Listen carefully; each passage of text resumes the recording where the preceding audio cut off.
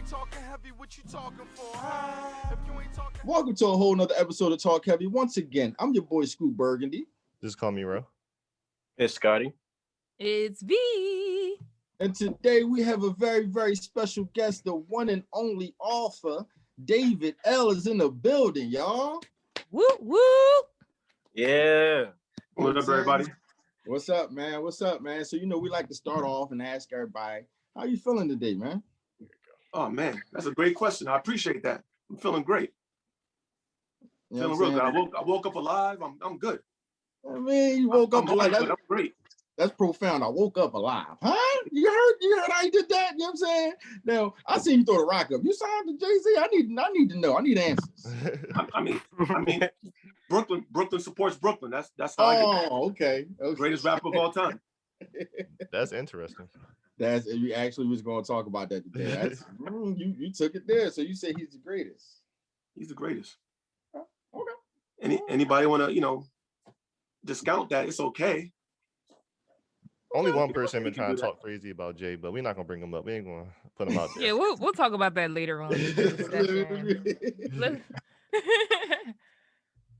Yo, I gotta ask you, David. So, for people who don't know who you are, who are you? Oh man, how much time we got in the show?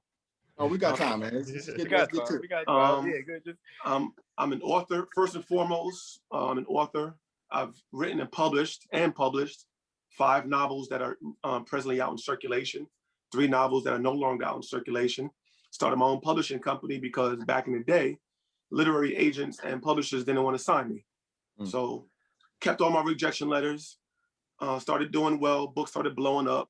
Half of them reached out to me. I mailed them back those same rejection letters and told them, now I'm good. In addition to that, writing books, I've been doing before COVID, a lot of public speaking engagements in regards to self-publishing and putting out manuscripts and putting out novels. And then most recently, I got my clinical license, so I do private practice now. What kind of private practice? What you clinical license or what? What's that? Mental health therapy. I said, what kind of clinical license you got? In the state of New York, I'm LMSW. LMS. What's LMS? I don't know what that is. Licensed master social worker. Oh, okay, that's what's up, man. Yeah, I'm about to say, I see you got your master's degree in that. So I was just really kind of going to ask you, what took you to be an author, or do you still dabble in that? But you just explain to us. No, I mean, and listen, I'm a jack of all trades, and I don't believe in that one. You can only do this or you can only do that because one helps the other. So, for example, with my clinical, license, I got a lot of clinical overtures in the book. Everything from the main character to the character that only has one word. Everything is very clinically driven, because one thing I want to get, when I finish a book, it's not about, okay, I wrote a book, you read it, because there's literally thousands upon thousands of authors out there. So in order for me to keep my name alive, I got to stand out. In order to do that, I got to keep the reader engaged. So my job, basically, the moment you pick up my book and start reading it, it's 2:00 in the morning. I want you to miss the next day at work. I want you to have to call in and say, yo, I overslept. I'm not going to be until noon because you stayed up all night reading my book. That's my prime objective. Oh, I'm sorry. Go ahead. No, I was just saying, that's my prime objective, to get you to read my book, and not to compare it to the drug industry, but it's okay, I got 5 books out. I want you to read the first one knowing that, okay, there's 4 more books to read and you're going to fall in love. You got no choice. So with your first book, from what I understand, sorry, I can't speak today. Over Your Dead Body is pretty much from the main character's point of view. And one of the things that you described in there was kind of the going through the fragile institution of marriage. And so I'm just curious to hear kind of when you were going and writing this book, what made that, what caused that inspiration of writing something about love and hate, but still keeping that New York, keeping it real New York while you're writing it out? So one thing stood out to me in writing that book. One day I was traveling back from down south. I don't know exactly where. It doesn't even matter for this, particular part of the story, but I was driving back to New York from down south. As I'm on 95 and I'm traveling, I see like nothing but billboards up. So I'm looking at these billboards and I see a pattern. I drive 100 miles, I see a billboard for a quick and easy divorce. Drive another 50, 100 miles, I see another billboard. You know, be divorced in as fast as 7 days, $99. Not one time did I see a billboard 7 days. That's what I'm saying. Yeah, I mean, hey, I don't know, but I'm seeing every billboard in regards to divorce, from quick and easy to be divorced in 7 days, whatever. But I didn't see nothing trying to keep, you know, the husband and wife in a relationship, because there's not as much money into it. So, you know, economics speak, revenue speaks. If it costs more money to get a divorce versus to actually enter a union, then, you know, people are going to push divorce. And so I started like even doing more thinking and going back to my clinical degree. I'm like, you know what? We've all been in that situation before. I'm not gonna say all of us, but probably most of us. You get into a heated argument with, you know, your spouse or your loved one, and in your mind you're like, yo, I could just kill him right now. But most of us never go that route. But there is that 1% that's like, yo, you know what? They start planning it out in their head. Okay, you know what? They get home at 8 o'clock, so I'm gonna have this ready, whatever, you know, and they plot. And that's the difference between that 1% versus the mass majority that's like, you know what? No, I'm gonna go to jail. I'm not doing that.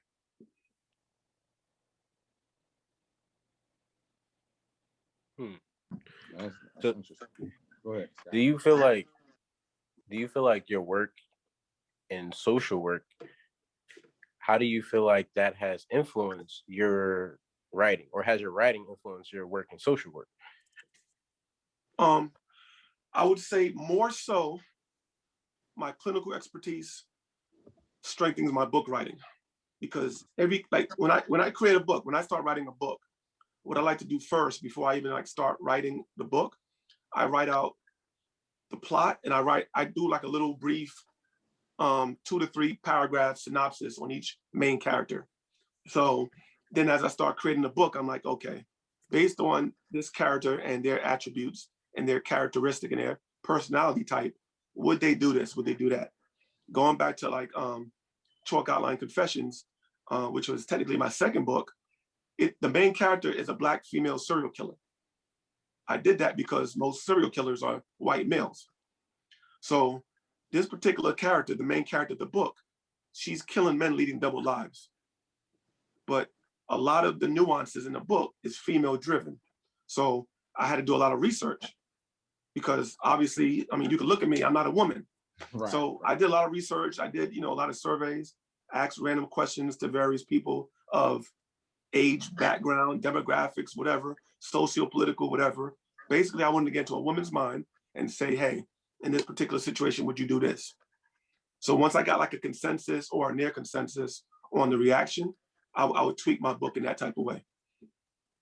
So that's a whole lot of preparation, which I definitely commend anything involving a lot of preparation. But I'm just curious, like, with preparing that so that you could, you know, get as much information as you could from a Black woman's perspective before going in and writing this book, how long did it take you to go through that process before you felt comfortable enough to really start like diving in?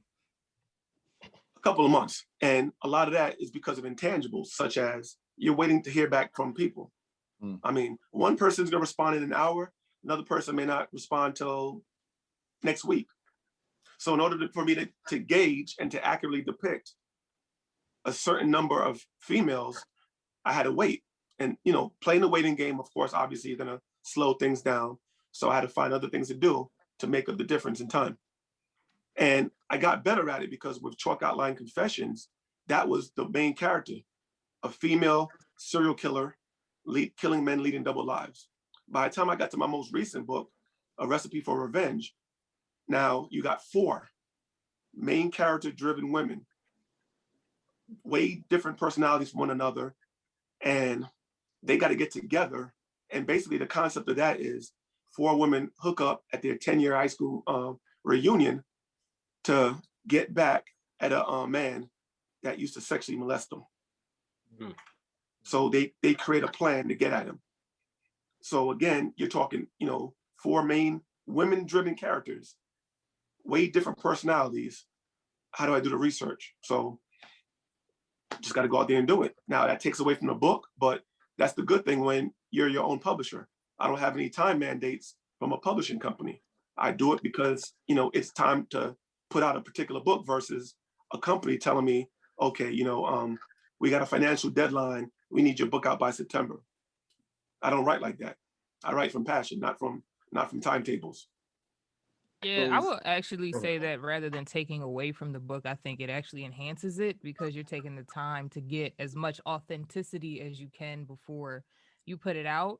But one thing I'm curious to know, especially with, you know, your background in social work, I'm just curious to know, like, do you, when I know you're getting like inspiration from a lot of different places and, you know, you're surveying and reaching out to all these different women or, you know, whoever during your process.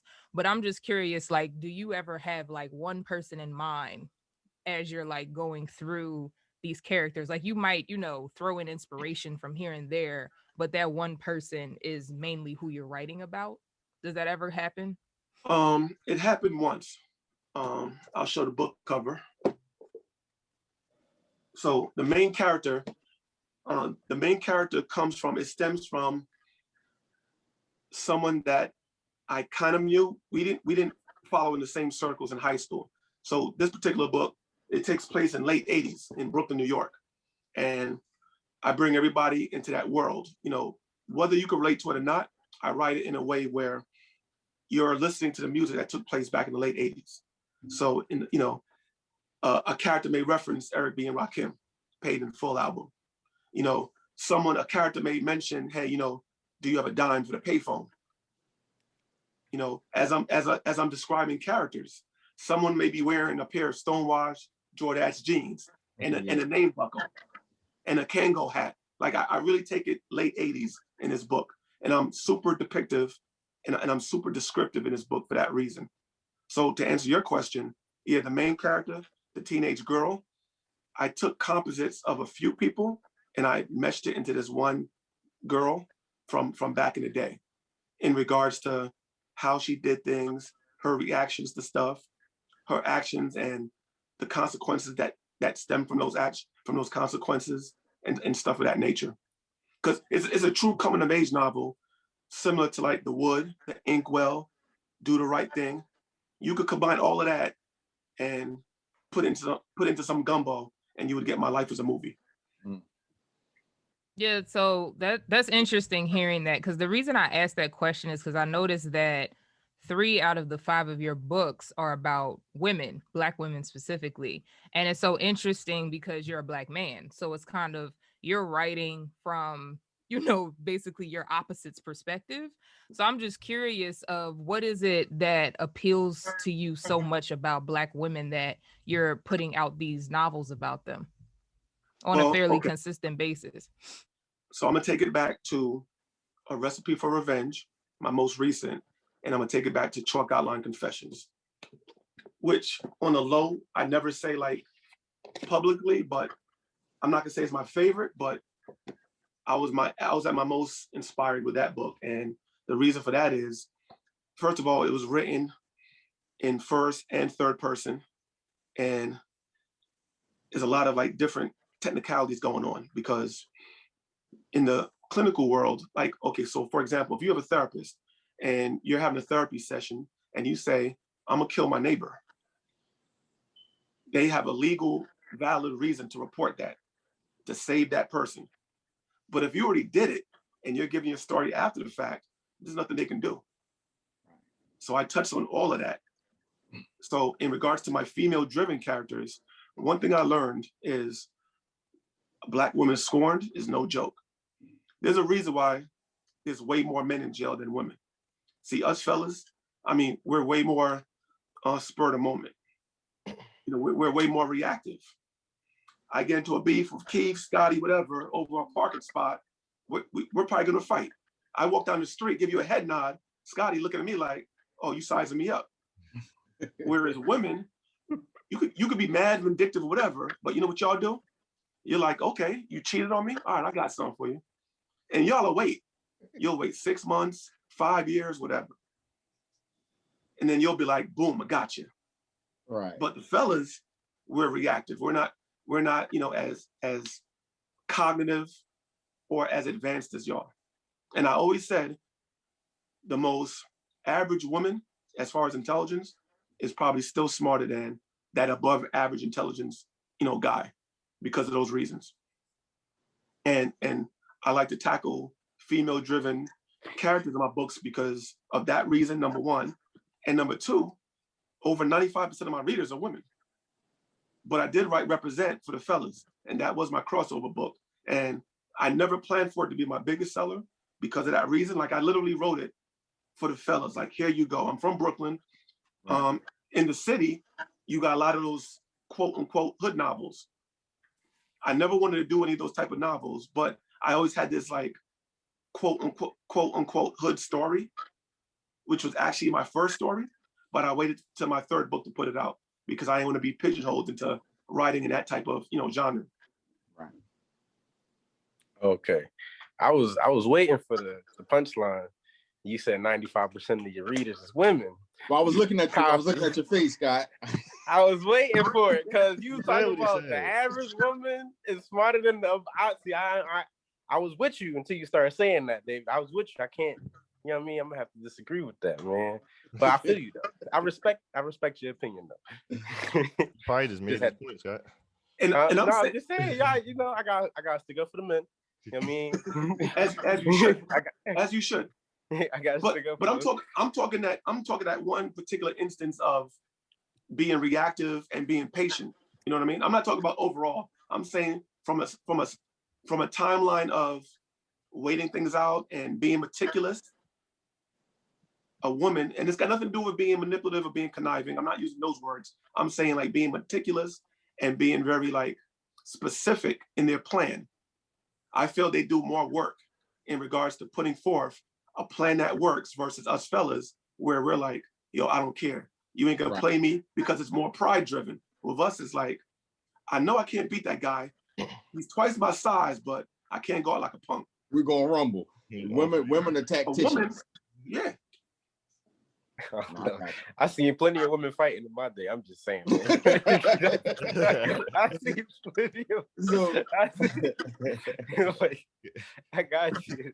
And I did have a question. Oh, my fault. Go ahead. Which is like, I just want to ask you about was there a certain book or something you read that sparked your creativity, or like as a child when you was growing up, that make you love writing and storytelling?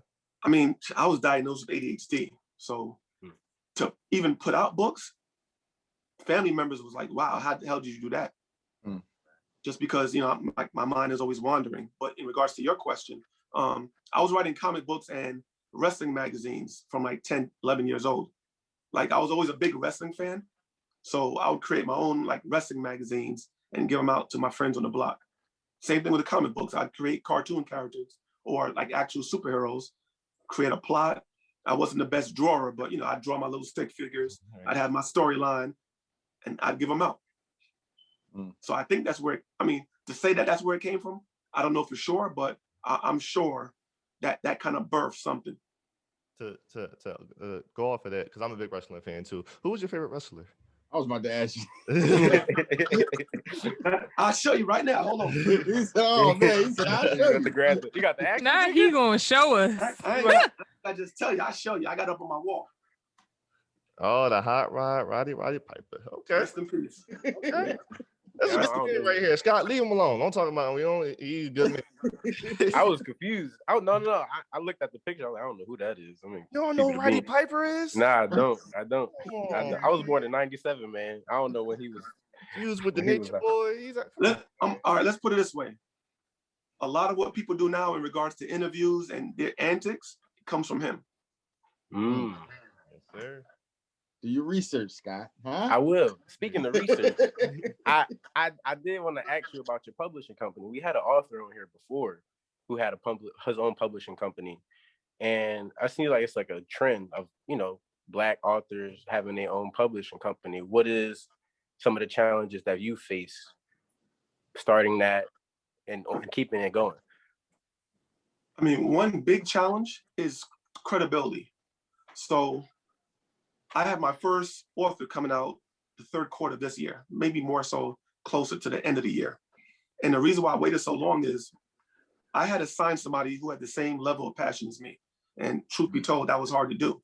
And here's the thing. When you're running any type of business, you're dealing with individuals whose their mindset may not be where yours is at. So like, for example, I'm in the streets, I'm pushing my books. Every opportunity I get to promote it, I'm doing so.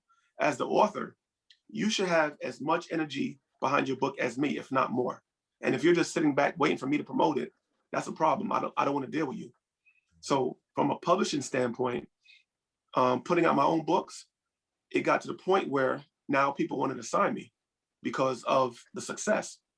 And I'm like, well, everything that you could have given me, I already got. Only thing you could give me now is an advance, and I'm not hard up for money. So I don't need your advance because number one, it's recoupable, which means that I got to get that money back anyway, because you're producing the book, you're setting up travel tours, the printing fees, all that stuff, PR reps, I got to pay for all of that anyway. So why not do it myself? Right. And you talked about having publishing other people's books. How do you feel that search is going for you? Like looking at certain genres? Are you looking for a particular author? What are you looking for? Right now, I'm strictly fiction. I'm not doing any nonfiction. There's a couple of celebrities that wanted me to ghostwrite their book. I said to them, ghosts don't write. You do. Because you got a lot of these authors ghostwriting, but I mean, truth be told, we live in an era where, I mean, as long as, you're literate and you're functional enough to actually be able to write, even if you're not the best speller in the world, that's why you pay an editor to copy edit your work, to get it out. So I was never really a big fan of, the ghostwriting, platform, but, for those that go that route, and there's a good revenue for it, but I just choose not to go that route because the time it takes for me to write your book, I could be writing my next one. Would you do something similar to like what Alex Haley did with Malcolm X's, the autobiography of Malcolm X? I would give it some thought, but it would take, because you mentioned the autobiography of Malcolm X, one of my favorite books, it would take something of that magnitude. Like nothing against him. He's from Brooklyn and he's home, but I'm not going to write Bobby Shmurda's book. Welcome home, Bobby. Welcome home. You wouldn't write Bobby's book? What's wrong with Bobby? No, there's absolutely nothing wrong. That's what I'm saying. It has to be something that I'm totally invested in that okay. I'm not just doing it for the money. For Bobby Shmurda, I'm doing it for the money. Right. Right. Real talk. And in the moment I put myself in a position where it's just for the money, I'm gonna fall back. Like with Represent, I didn't sell out for Represent. I already had that storyline, and I always want to do something for the fellas because again, the vast majority of my readers are women. It just is what it is. Mm-hmm. First of all, at a book signing, again, as us Black men routinely do, I could be at a book signing. I'm set up. I'm sitting down. My books are out. A woman will start walking towards me. If she's with her man, I can see him like clutch her hand and start walking away because he sees me as a threat. And that's a problem in that society. But that's another story for another day. Another conversation. That's profound, man. So how many book signings have you done? Total hundreds. Yeah. Hundreds? Hundreds. What is that like? Getting connect with your fans, seeing the emotions on their face from the impact. I mean, it was great before COVID hit us, and even now, like I'm not out there the way I used to be. So now everything is like through Zoom, FaceTime, stuff of that nature. But before COVID, I would hit up, whatever city makes sense, and I would do like little mini tours because again, I'm a small publishing, house, so I might hook up with other authors or whatever, and we'll do like a little mini city tour, or I'll do my own tour, and I'll set up like cities back to back from one another, and then I'll go out there. Right. So, I mean, you obviously said it's not just about the money. That's not your pure motivation right there. So what is your motivation? What keeps you writing? Worldwide domination. I mean, at the end of the day, I got books out. Most of them, 4 out of 5 of them became Amazon bestsellers. And there's a lot of like political nonsense, a lot of buffoonery that goes on. with Amazon and with other venues. So I just got to be more, creative in regards to keeping my name out there. So when the opportunity arises to like talk with talented people like yourselves, I got to take that opportunity because it makes sense. It's about exposure, it's about credibility, and it's about networking and connecting with other like-minded people. Right. That's amazing. I want you to kind of elaborate on what you said about like the political stuff that's behind the scenes, because I don't really know about the book game. So like kind of elaborate on that, like what you were saying, like the political stuff that goes on with the Amazons of the world and things of that. Book game. The book game, you know what I'm saying? It's a game. No, it's a game. It's a game. It's a game you either have to master, adapt to, or fall on your face. Right. So one thing is Amazon in itself. I'll start with Amazon. Okay. So Amazon will send you royalty checks because all of my books are available via ebook on Amazon. So when they cut me that royalty check and they say, 20 people downloaded your book this month, okay, but how do I know it wasn't really 50? You feel what I'm saying? Like, there's no way I can audit them. Right. Well, let me take that back. I can audit them, hire legal representatives to, go through their books. That's gonna cost me thousands of dollars. Right. And as a small imprint, that makes no sense. That's one. I'm gonna give you 3. Number 2, bookstores. I'm out here in New York. If you're a bookstore out in Little Rock, Arkansas, and we work out a consignment deal, and I mail you 20 books, who's to say that when you sell those books, you even send me a check? Am I gonna travel from New York to Arkansas to get 20 books worth of money, which may equate to about $150, $200? One-way flight is gonna eat that up right there in itself. And they know that. They see the package, they see New York, in their minds, they're like, okay, we'll sell these books and he can kick rocks. We'll never deal with him again. Unless 2 years later, I happen to be doing a book signing in Little Rock, Arkansas. Right. So then the man comes out, the reactive man in me comes out, snuffs somebody, and now I got a lawsuit. Right. And you losing money again. Exactly. And that bookstore is telling everybody, don't deal with that guy.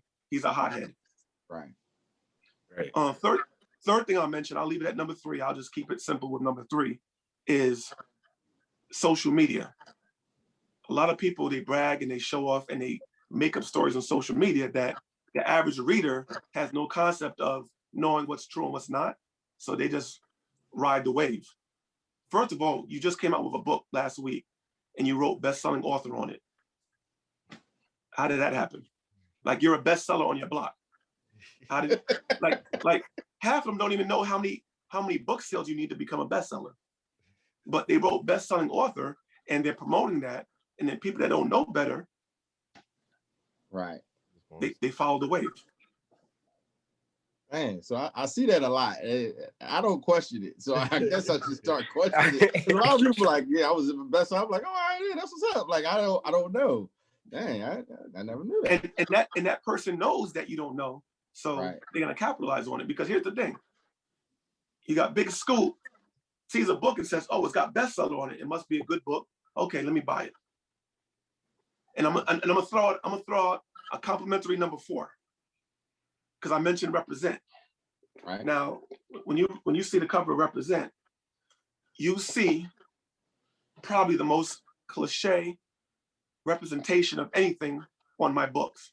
Because a typical book cover written from my peers looks like this.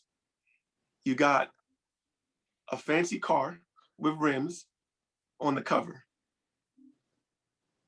You got someone, let's just call her V. She's on the hood of the car wearing like a swimsuit.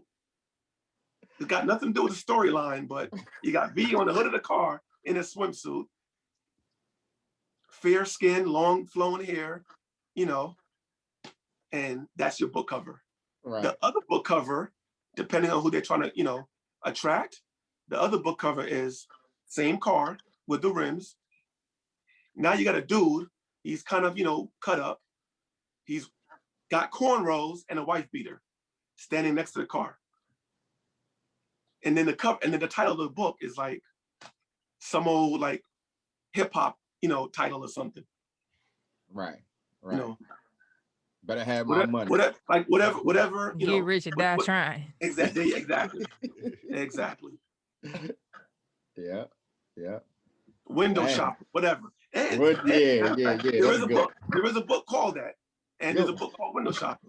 So I'm not attacking those individuals, but come on, really? Right. Ski mask way. I'm just saying. Right. So I was gonna ask you. You gave us your favorite rapper. You said the GOAT is Jay-Z. You said my man Roddy Piper's his name. That's your favorite wrestler. Who's your favorite author? Like, who do you look at like, dang, this dude is the truth, or this woman is the truth? And I can't include myself, can I? Or I can't. You can't include yourself. I can't include myself. You try to pull a Kanye. No, you know what it is? No, let me tell you what it is. Throughout the last couple of years, I've become very conscious with like what I wear, like when I'm on camera, and what I say. Because as far as like endorsements and stuff of that nature, if I'm wearing whatever, I don't know, a Fat Farm outfit, and they're not cutting me a check, that's free promotion for them. Right. And they probably don't even like me. So I try to stay away from stuff like that. So to answer your question, favorite author, I get this question a lot, but I always maneuver myself into saying something that I could kind of like blow off, but I'm going to answer. I'm going to say Richard Wright. Okay. He wrote that book, Native Son. And I only read that from him, and I read it like many. I read it in school, but it stood out for some reason. Okay. What is it about his style that stood out to you so much? I just remember, honestly, I mean, again, I read it like in middle school, but I just remember it was very profound. And I grew up in an era of Gods and Earths, 5% Nation of Islam, and reading works like that, because again, as a kid, we didn't have all the, the Black superheroes and the characters that we have now. Back in the day, you had Bionic Man and Superman and Green Lantern. They were all white. So I needed someone that looked like me. So, when I got into the whole concept of choosing a name that means positivity, that makes you stronger, makes you stand out, gives you, knowledge of self, I flock toward that. So in regards to Richard Wright, I remember reading a book. I couldn't tell you the main character. I couldn't tell you even about what it was about. Only thing I could tell you was after reading it, I'm like, wow.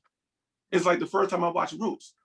I watched it as a kid, but it didn't have the same impact until I watched it as an adult. So this is great, because I love that book.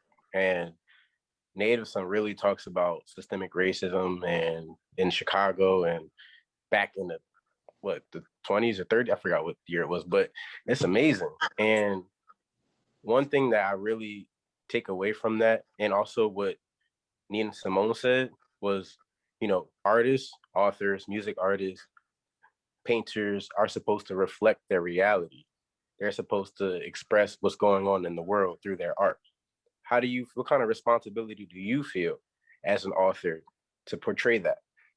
I feel the same way wholeheartedly. My last 2 books that I wrote, even though there's profanity in the dialogue, I actually bleeped it out. Like, instead of like F-U-C-K, it was like F asterisk asterisk K throughout the entire book.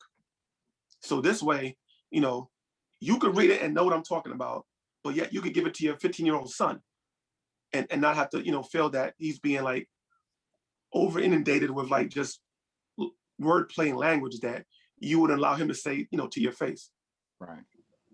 And not that I made a conscious decision to get it into the school system. That was like a plan that if I had the opportunity to do so, I would. But I really did want to be mindful of, okay, you know what? You could still like use the language that you want to use, because that character, that's the language that character uses.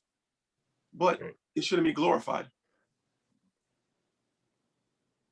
So at the beginning of our discussion, you were talking about how like your mission as an author, right, is to grab your reader in. Like you want them if they get your book at 2 o'clock in the morning, you want them to miss work the next day so they can finish it, right?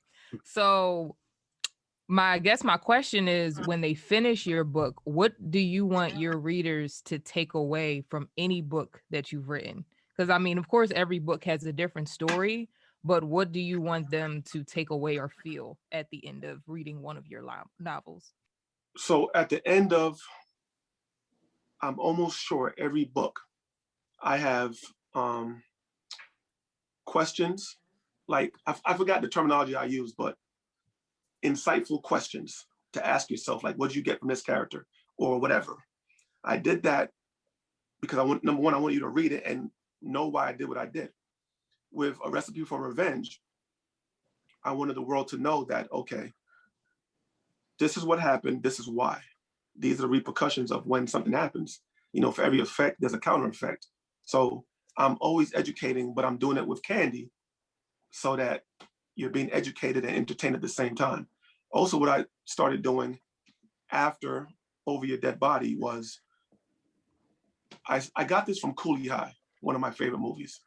Mm-hmm. So at the end of Cooley High, what they did was the main characters, they would fast forward 6 months and say, like, Cochise, he's now a teacher in Birmingham, Alabama. He's got 3 kids, blah, blah, blah, whatever.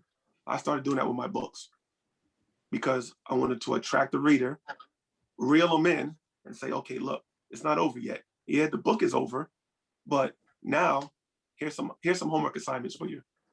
Look what happened to this character. Why do you think it happened?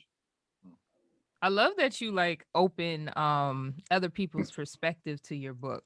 Like, you know, those insightful questions, because that kind of opens up anyone to perceive what you wrote from their own perspective. So I'm curious to hear, have you heard any like perspectives about any of your books that caught you completely off guard? Like you were like, oh, I didn't think anybody would take it that way, or in a good or a bad way. Like, you know, somebody having like, you know, very profound insight around something that you didn't even think of or anything along those lines. I mean, I can't recall a particular instance, but it almost always happens.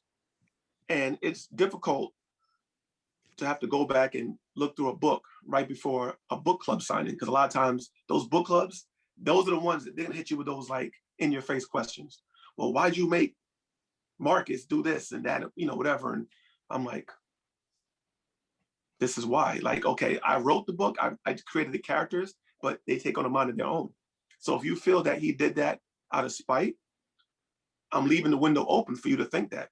Like, I'm not going to come out and burst your bubble and be like, no, absolutely not. If that's what you got from it, then that's okay. And that's why I like to leave things open, because I want to educate you. I want to entertain you. It's a package deal. I know you said you like to go, keep going. You like to go out and interview and talk to people, but with coronavirus, you can't really do much of that. Has that hurt your creativity, or it has like all the things that have been going on in the world with Trump or the Black Lives Matter movement and with current things like going on in Texas, have that helped you be more creative in a different way? I feel it's made me more creative. It's made me more creative from a writing standpoint, because I'll put together various blogs. I got my weekly IG live that I do every Friday. So I'll tackle various topics and I'll bring forth topics that have hit us as a Black nation. And although I haven't written a book about specific topics that you just mentioned, I'll incorporate it in Zoom calls, in my, well, it's not a podcast yet, but on my IG live. And I'll bring that to the table for people to talk about. Even, let's just call it C House, because they're not cutting me a check. I just recently got on C House, and I actually was on a room. Well, no, you're supposed to say room. I was in a room before this, and I was talking about, you know, the nature of what we got to do as Black people, because a lot of what we always hear is, you know, slavery was 400 years, so get over it. But we're dealing now with a bigger terminology of mental slavery, and that's way bigger than physical slavery. Because physical slavery is, okay, you're in this jail cell, or you're in this room, wherever you are, you can't get out. And I'm smacking you, beating you, whatever, every day. First chance you get, you're out, right? You're gonna bounce. Mental slavery is, you're in that same room, Think about that bird in the bird cage. You feed them every day. You open up that bird cage, you leave that little door open, they might fly off, but they come back for food, or they come back because they feel like you're the only one that can take care of them. To me, that's mental slavery. You're enslaved and don't even realize it. So when you're shucking and jiving and doing all that buffoonery stuff, that's why, because you don't know better. Right. I think that's so important. Knowledge yourself. Like Black Star, you know, you a New York native, I know you knowledge yourself. Yes. And that's very important because we are, and like you said, inundated with these ideas that really corrupt our way of living, our being, our mental state. How do you come across that as a social worker and seeing that and navigate that amongst any clients? I know you may not be able to talk too much about it, but if you could. In the clinical world, I don't touch on it too much. I keep it at surface level, but I'll meet that individual wherever they're at. If it's something that they want to bring up and they put forth the initiative to talk about it, as long as it's not going into the clinical piece and they're trying to like create a distraction so that they're not talking about what needs to be talked about, I will touch on it. Right. In regards to like, such as what we're doing today, in general rooms, podcasts, Zoom calls, whatever, I'm going to touch on it as much as the individuals that I'm talking to want to touch on it, because I'm a big fan of like each one teach one. And one thing I won't do, I always tell people like, okay, if you're ignorant of the skateboard craze, ignorant don't mean that you're dumb. Ignorant means that you don't know about something. So in regards to like your race, your people, your nationality, and the world that you live in, I would always challenge people to like kind of like look outside the box instead of living in the box. For example, people be like, oh, it's just a coincidence. It's no big deal. Get over it. You're a conspiracy theorist. Something as simple as, what do we wear when we go to a funeral? We dress up in black. But when, your sister, yourself, your cousin, whoever's getting married, 9 out of 10 times, especially the bride, she's wearing all white because that's supposed to symbolize purity and cleanliness. What's the opposite of that? Dirty, filth, which is black. So in regards to all of those things, whoever I'm talking to, I can look at their facial expression, I can look at their body proxemics, and the moment they start to become defensive, I'm like, you brought it up. But if they want to hear more, I'll bring up more. Everything from, you're scared because a black cat just crossed your path. You literally crossed the street because a black cat crossed your path. That's mental slavery.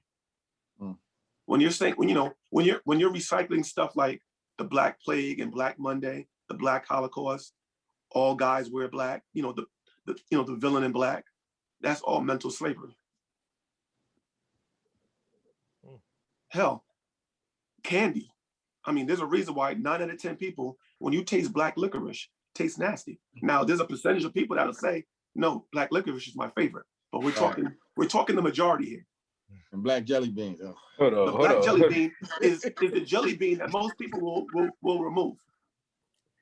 You can't tell me that. Nobody can tell me that's coincidence. Nobody. Really? So you believe that black licorice? It's a conspiracy out here. Not a conspiracy, but it's a thing. Imagery with black licorice that they're trying to push. I think what it is that, again, you got to understand from a surface perspective. When you're hit with visuals, it's like, okay, that song that you hear on the radio, you think it's garbage, but now you heard it 20 times in a row. You start bobbing your head to it. That's mental programming. And it's no different. When you're shown something, when you hear something, your senses are picking up on it. And that's why they'll tell you, if you want to study, depending on the type of learner you are, play a cassette or a CD while you're asleep, because you're absorbing that information even while you're asleep. So if you're being hit with negative images, you're grasping all of that stuff, you're taking it all in and don't even realize it. So we talked about this on the show previously.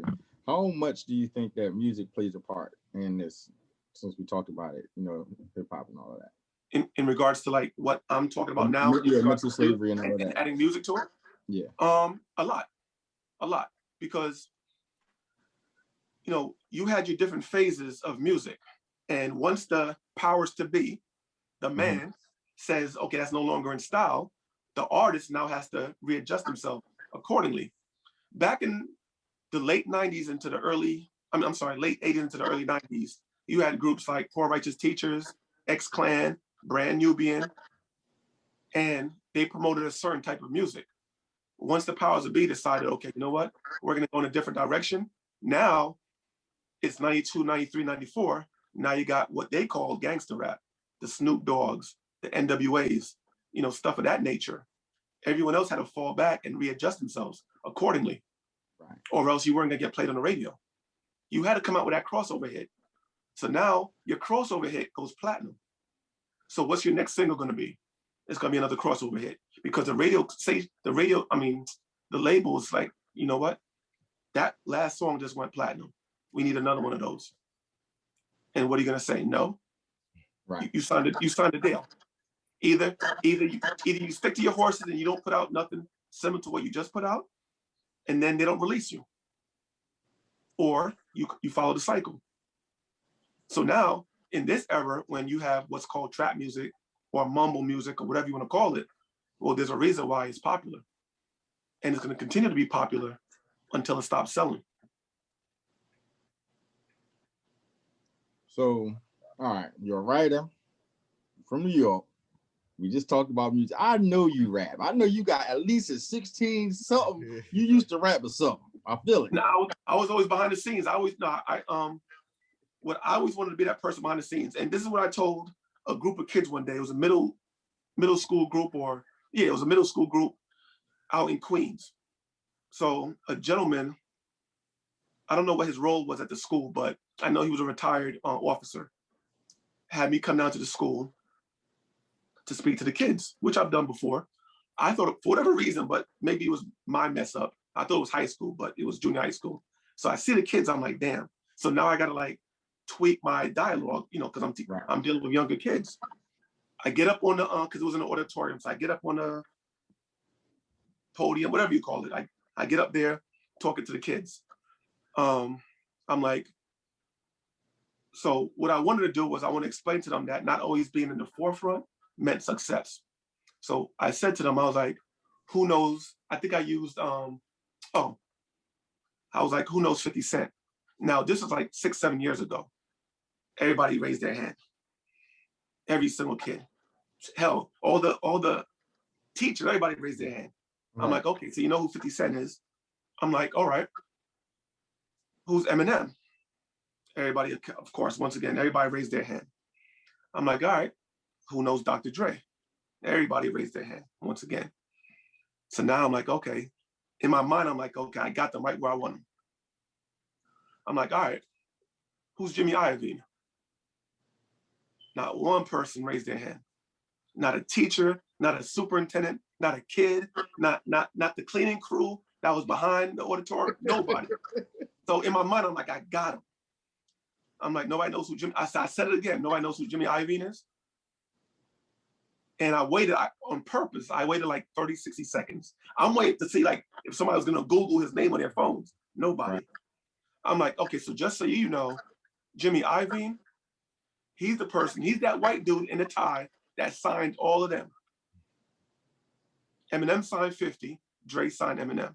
So in regards to y'all kids, you wanna be in the video dancing and strutting, that's okay. But guess what? By the time you get that, and I broke it down to them, by the time you get your first check, 8 other people already got portions of that check. So that $12, CD that goes on sale at, well, Sam Goody, all those places are gone, but Best Buy, that $12 CD, you're literally getting about 40 cents per CD. And I did the breakdown for them. So my explanation to them was, be the person behind the scenes. You're still gonna make 5 times as much money. Everybody knows Lil Wayne, everybody knows Baby because he likes to be in the camera. Just like Dame Dash, just like Puffy, because all the Black executives want to dance and hold a Cristal bottle and be in a video. And, that's another problem with us that, we could talk about on another day. But in regards to the music industry, that's the problem. You make way more money when you're behind the scenes, making deals and making things happen. And that was always me. Shaking and moving, shaking and moving. So I did have a little other question. So I heard you keep your ear to the streets. Now, is that important to be behind the scenes in the music business? Keeping your ear to the streets? Because I heard it's a lot of, you ain't gotta say no names, but I know it's a lot of drug dealers that was funding a lot of music out here. And allegedly. Allegedly, right? Allegedly. Yeah. Is that very important to be behind the scenes when it was first starting up? In the 80s and the 90s, early 2000s. I mean, I got into the industry in the early 2000s. Okay. So as far as the 80s and 90s, I don't know. I'm a plead the fifth on that one. I don't know. In regards to when I was coming up, I was always a big fan of, if I can't do it right now financially, I don't mind waiting, because I didn't want to strike deals with individuals and have to worry about percentage points and stuff of that nature. I just wanted to do it myself, because if I did it myself, I'd either fall on my face by myself or be the man by myself. Even in regards to, co-authoring a book with somebody, would I do it one day? Possibly, but it would take a special individual for me to have to lock horns with and be like, okay, we're of like minds. For the most part, there's not gonna be much of a compromise because we think alike. And that's gonna be very hard to happen, because I know how I am. Right. And it's got nothing to do with being a control freak. It's just, okay, everything from the book cover to how it's written to what's on the inside is a reflection, and it symbolizes me. So it's gotta be done correctly. Okay, so go ahead. You about to say something, Keith? Yeah, I had a question, and you can feel free to plead the fifth again on this question.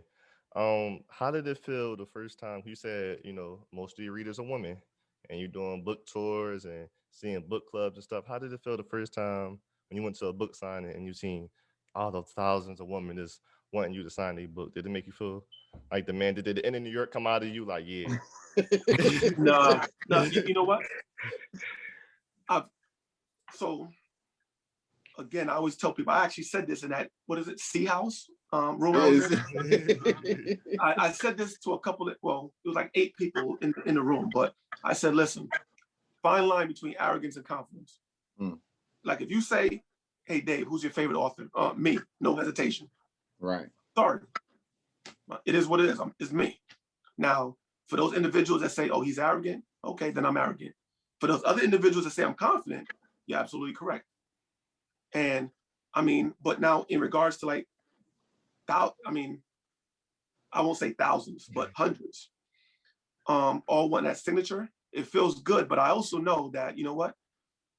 If I get a big head now, all it takes is the right number of people to like knock me down a couple of pegs, and then I may never be able to get back up to that same level. Look at, like, we've been talking about the hip hop world.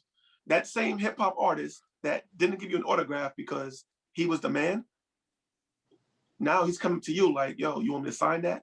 He's asking you, right? Because he's been humbled by, by years of, okay, you're not the man no more, right? And so for me, it's like, okay, all of y'all are online waiting for me to sign your book. I will never get a big head over that, because you could be on to the next person next week, literally. Right. And if I carry myself in that type of way, all I'm doing is I'm making it easier for you to like go find somebody else. I'm never gonna make it easier for somebody else to take my role or take my title. If you do it, you did it because you're a bad individual, but I'm not gonna help you do it. Right.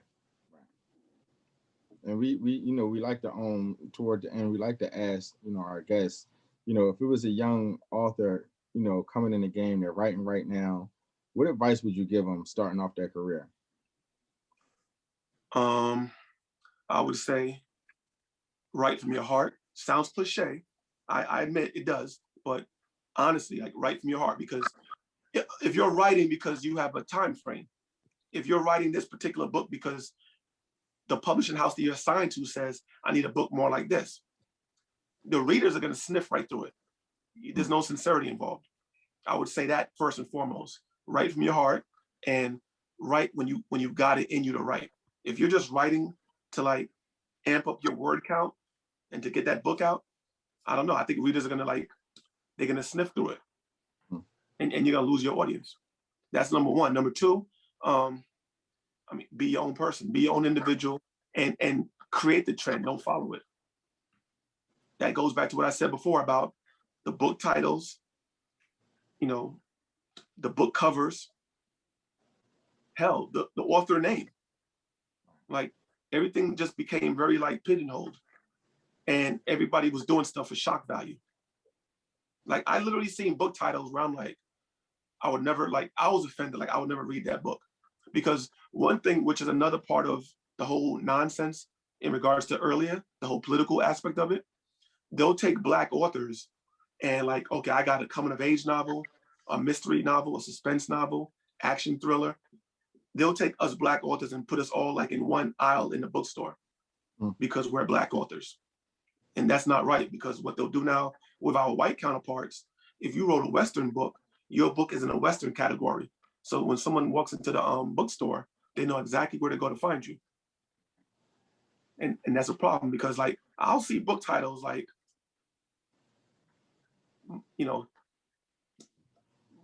Mama's Baby, Daddy's Baby, all that other stupid like buns and real breakfast. ignorant stuff.